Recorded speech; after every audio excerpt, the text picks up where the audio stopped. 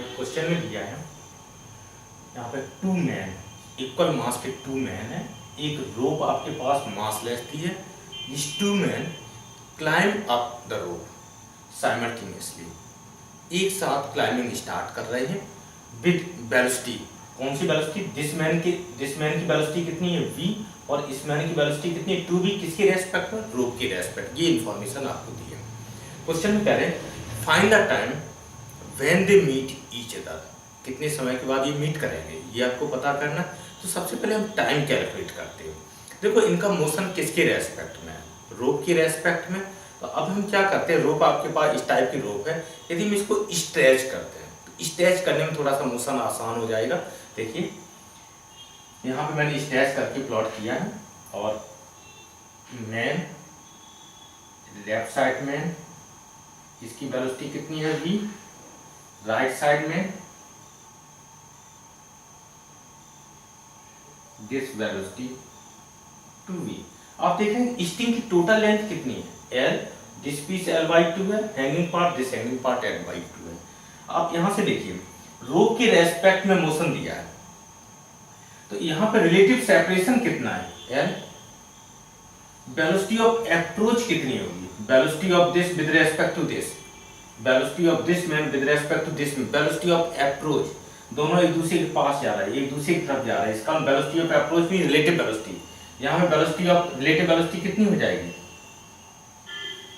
Relative velocity कौन सी? Velocity of approach, ये कितनी हो जाएगी, ये आपके पास इस टाइप से जा रही है, तो ये वैल्यू कितनी होगी 2v + v, this is equal to 3v से इनकी अप्रोच वेलोसिटी है। यदि टाइम पता करना और ये अप्रोच वेलोसिटी कैसी है, कांस्टेंट है, तो टाइम पता करने के लिए क्या चाहिए, दिस टाइम, अपने पास अप्रोच डिस्टेंस कितनी है l, अप्रोच वेलोसिटी कितनी है 3, तो इतने टाइम पर ये अप्रोच कर जाएंगे, दोनों मीट कर जाएंगे। अब देखो इस प्रोसेस को थोड़ा, इस क्वेश्चन को एक्सटेंड करते हैं, कंसेप्चुअल क्वेश्चन है, इसमें कई टाइप के क्वेश्चन बन सकते हैं। क्वेश्चन यहाँ पर यह है कि जब रोप की रेस्पेक्ट में वेलोसिटी कांस्टेंट है, तो रोप की रेस्पेक्ट में इनकी एक्सेलरेशन कितनी है, इसका एक्सेलरेशन कितना हो जाएगा a' 0, इसका भी एक्सेलरेशन कितना हो जाएगा a' 0, रोप की रेस्पेक्ट में एक्सेलरेशन 0। क्वेश्चन है अब इसका रोप के रेस्पेक्ट में एक्सेलरेशन 0, तो अर्थ के रेस्पेक्ट में इन मैन की एक्सेलरेशन कितनी होगी, इस रोप में कितना एक्सेलरेशन होगा। जब इनमें मोशन स्टार्ट किया रोप के रेस्पेक्ट में, तो ये जो मैन है, इनकी ये टू मैन है, suppose that this man number 1, this man number 2, man 1 की velocity with respect to earth कितनी होगी, मैन 2 की velocity with respect to earth कितनी होगी, रोप की velocity with respect to earth कितनी होगी। फिर इसमें और क्वेश्चन बन सकता है कि ये जब मीटिंग टाइम है, मीटिंग टाइम कितना l/3v, इस मीटिंग टाइम में ये इसकी जो स्ट्रिंग का जो हैंगिंग पार्ट है वो कैसा होगा, किस टाइप का फाइनल पोजीशन, जब ये मीट करेंगे तो स्ट्रिंग की एक्चुअल पोजीशन कहाँ पे दिखाई देगी, उनकी एंड्स कहाँ पर होंगी, ये सारे रिजल्ट मुझे एक्स्ट्रा करना है। ओके, तो हमें अर्थ के रेस्पेक्ट में चाहिए, तो अर्थ के रेस्पेक्ट में इसका हम एफबीडी बना लें। इस मैन का देखो एफबीडी, ये फोर्स कितना हो गया mg, बेटर है तो इस पीस को रिमूव करते हैं।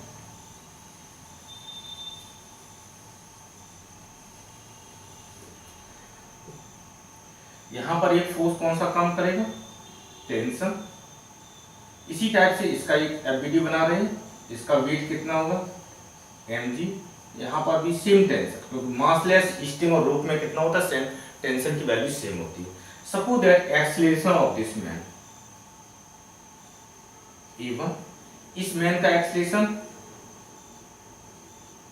a2। अपनी एक्सेलरेशन किसके रेस्पेक्ट में चूज किए, अर्थ के रेस्पेक्ट में। अब हम ये टू मैन है, इनकी इक्वेशन ऑफ मोशन अर्थ के रेस्पेक्ट में लिखना चाह रहे हैं, तो इस मैन का कितना हो जाएगा F = ma, this t - mg = m × a1, t - mg this is equal to m × a1, equation number 1। इसी टाइप से सेकंड मैन, इस मैन का इक्वेशन ऑफ मोशन क्या रहेगा, upward direction positive, t - mg = m × a2, t - mg this is equal to m into E2, equation number 2। अब देखिए इन two equation को यदि हम ऑब्जर्व करें, अननोन कितने हैं, T अननोन है, A1 A2 अननोन है, 3 अननोन्स दिखाई दे रहे हैं। ये टू इक्वेशन के लेफ्ट साइड दोनों में सेम है तो राइट साइड सेम होना चाहिए, और राइट साइड में m पार्ट सेम है तो इसका मतलब A1 इक्वल टू A2 होना चाहिए। इक्वेशन 1 और 2 से रिजल्ट आया A1 is equal to A2, इनकी न्यूमेरिकल वैल्यू सेम रहेगी और डायरेक्शन भी आपके पास सेम रहेगी। मैंने तो इसका मतलब क्या है कि जब ये मूव कर रहे हैं, क्लाइंबिंग कर रहे हैं, तो दोनों आपके पास मैन क्या जा रहे हैं, सेम डायरेक्शन में जाएंगे विद सेम एक्सेलरेशन। और सपोज दैट दिस एक्सेलरेशन यदि हम a चूज कर लें, अब मैंने क्या चूज किया, this value is equal to a और दिस वैल्यू भी is equal to a, same value हो गई। ओके, अब मुझे क्या करिए, हम ये चाह रहे हैं मेरी एक्सेलरेशन की वैल्यू कितनी होगी।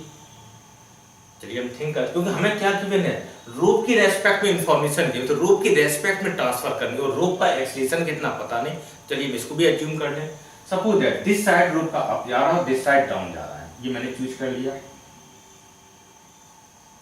ए नॉट से ये रोप का पीस अपवर्ड जा रहा है और इस साइड का ए नॉट से डाउन जा रहा है। तो relative acceleration, acceleration of this man with respect to rope, ठीक है।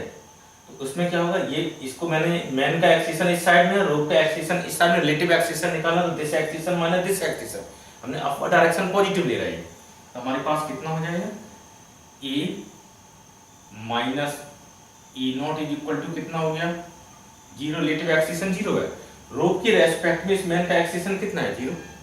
इसी टाइप से इस मैन को देखिए क्या रिजल्ट आएगा, ये दोनों अपोजिट डायरेक्शन में, रोप हमारे पास डाउन जा रही, मैन अप मैंने चूज किया है, ठीक है। अपोजिट डायरेक्शन एक्सेलरेशन कैसे, रिलेटिव एक्सेलरेशन कैसा हो जाएगा, एडिटिव हो जाएगा। तो e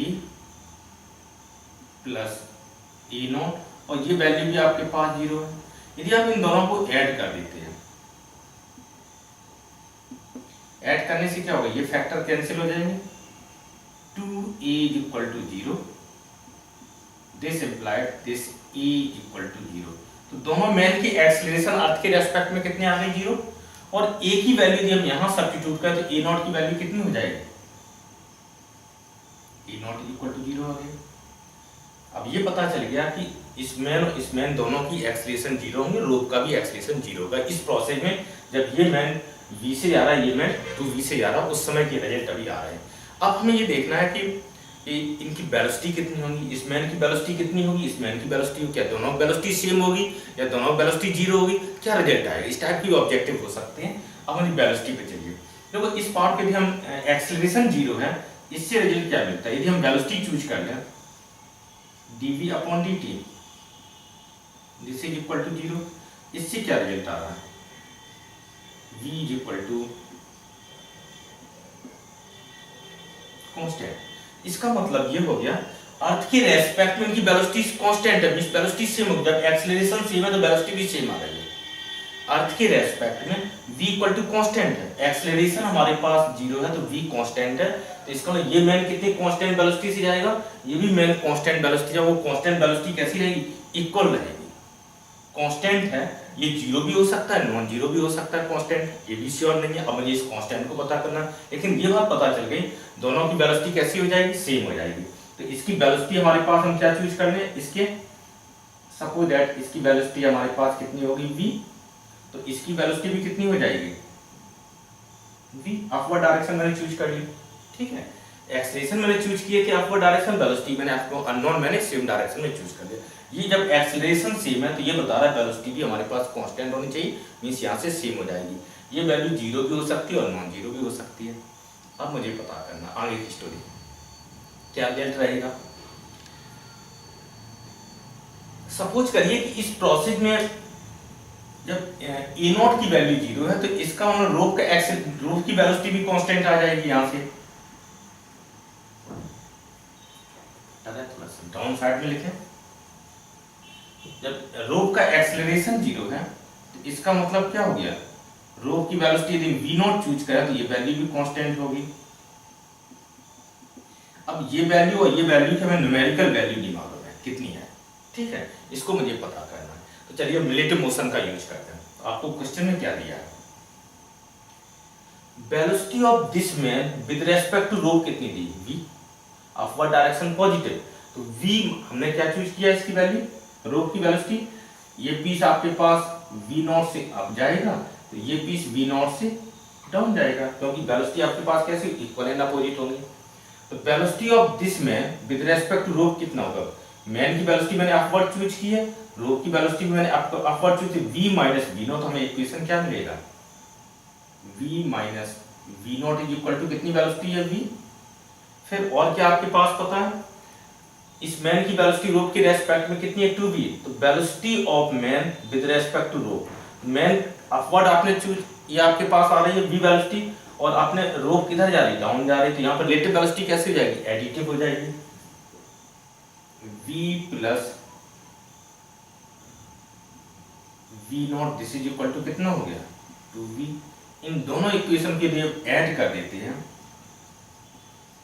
ये फैक्टर कैंसिल हो जाएंगे, 2 times of capital V is equal to 3v,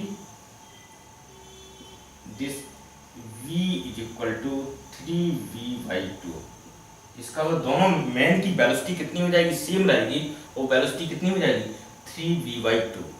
अब चेक कीजिए, ये मैन कितने वेलोसिटी से स्टार्ट हुआ है, 3/2, ये मैन कितने वेलोसिटी से हुआ, 3v/2, एक्सीलरेशन 0, जब कांस्टेंट वेलोसिटी, और इसका हैंगिंग पार्ट कितना L/2, इसका भी हैंगिंग पार्ट L/2, तो इसका मतलब जब ये अपवर्ड मूव करें कांस्टेंट वेलोसिटी से, तो ये सेम टाइम में यहाँ पर पहुंच जाएगा। क्वेश्चन, तो इसका मतलब मीटिंग प्रोसेस हो रही है, वो कहाँ पे हो रही है, इस पुली की पोजीशन पर, ये मैन यहाँ पे आके पहुंच जाएगा, ये मैन यहाँ पर पहुंचेगा, तो जब पुली पे दोनों एक साथ पहुंच रहे हैं, सेम टाइम में पहुंच रहे हैं, तो वो टाइम यदि मुझे अर्थ के रेस्पेक्ट में कैलकुलेट करना, तो अर्थ के रेस्पेक्ट का डिस्प्लेसमेंट इस मैन का कितना है, L/2, तो जब ये मैन यहाँ पर पहुंचेगा उसी टाइम ये मैन यहाँ पर पहुंच जाएगा, तो वेलोसिटी सेम है, एक्सीलरेशन दोनों का 0, डिस्प्लेसमेंट पार्ट भी सेम है, तो हमें टाइम यदि कैलकुलेट करना अर्थ के रेस्पेक्ट में, तो दिस इज इक्वल टू कितना हो, L/2, और अर्थ की रेस्पेक्ट की वेलोसिटी कितनी हो गई, 3v/2, 2 कैंसिल हो गए, आपने देखा कि दिस L/3 सेम आंसर आ रहा है।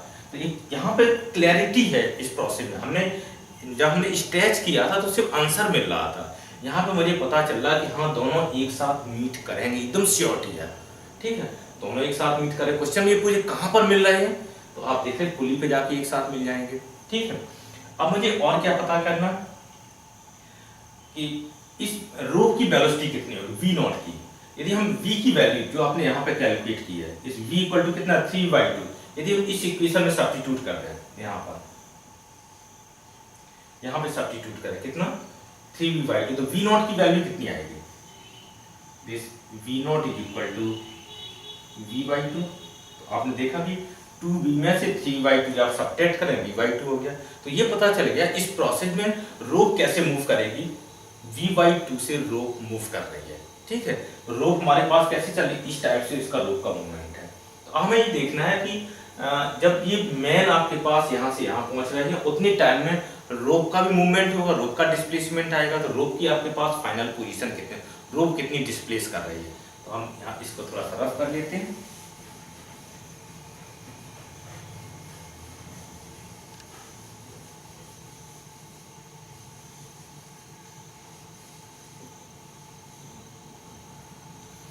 रोप के लिए हमें डिस्प्लेसमेंट चाहिए, इक्वेशन कौन सा यूज करना है, एक्सेलरेशन रोप का 0 है, तो हम डायरेक्ट डिस्प्लेसमेंट निकाल सकते, डिस्प्लेसमेंट इक्वल टू कितना हो जाएगा, वेलोसिटी इनटू टाइम।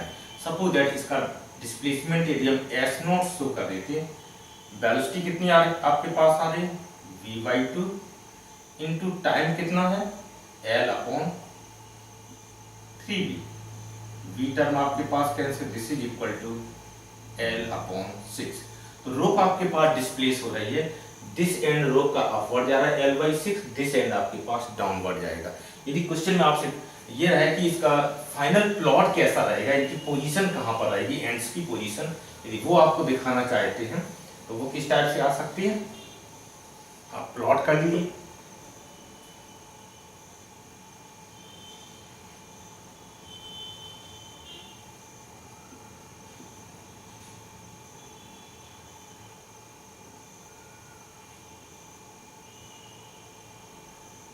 रोप के इक्वल हैंगिंग पार्ट मैंने दिखा दिए। अब देखिए कि ये एंड कितना शिफ्ट हो रहा है, L/, आपके पास कितना जा रहा है L/6, तो फाइनल पोजीशन इसकी कितनी आ जाएगी, यहां तक जा रही है, और इसकी फाइनल पोजीशन कितनी आएगी, क्योंकि इस लाइन से दोनों शिफ्ट करेंगे,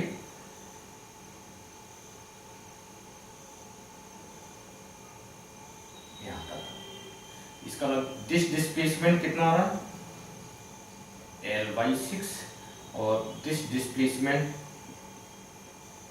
L/6। ये आपके पास, तो इस जब हमारे पास मेन कहां पे मीट कर रहे हैं,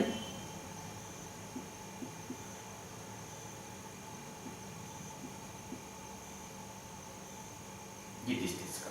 यहाँ पर हम पुली का डायमेंशन कैसे नेग्लिजिबल ट्रीट करें, तो ये मीटिंग टॉसिल। तो जब मेन आपके पास पुली पोजीशन पे होंगे, तो स्टिंग के एंड्स आपके पास यहाँ पर दिखाई देंगे।